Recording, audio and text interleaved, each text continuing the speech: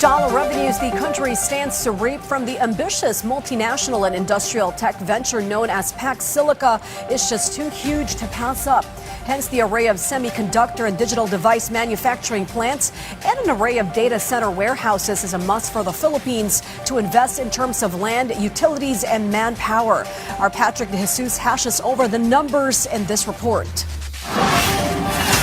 The nickel, copper, and other raw materials that the Philippines usually exports to other countries will soon be processed here in the country and turned into components to help manufacture modern technology and digital products. All of these are part of the planned Pax Silica development set to rise in New Clark City, Capas, Tarlac. Ang Pax Silica po na ito ay ecosystem po ng mga industries.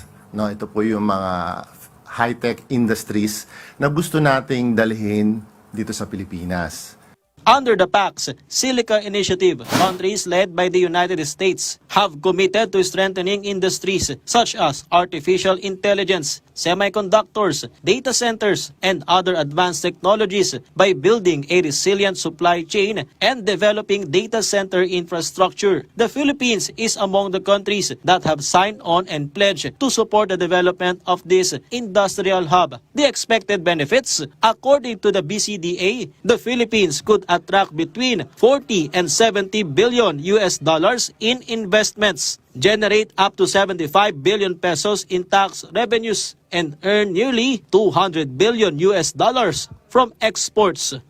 Ang nakikita nating employment to be generated ay mga 130,000, 290,000 jobs, high quality jobs.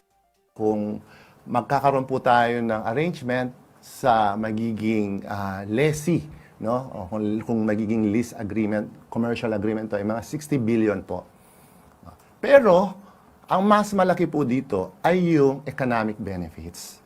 30 companies have already expressed interest in investing in Pax Silica. The project will cover 1,600 hectares. 40% of the area will be preserved as open space. The BCDA also clarified that no indigenous people's land will be affected. It also assured that all investors will be required to comply with international laws. But what about the supply of water and electricity? The BCDA says it will build its own impounding water dam. Una naming tansya ay co-consume ng mga 65 to 90 million liters per day, no? Yung mga industriya na andon. Pero yung initial design na ginawa namin ay nasa 120 million liters per day.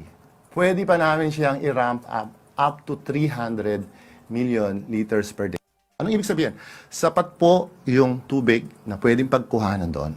A Korean and a Japanese company are also conducting feasibility studies to assess the construction of power plants for the project.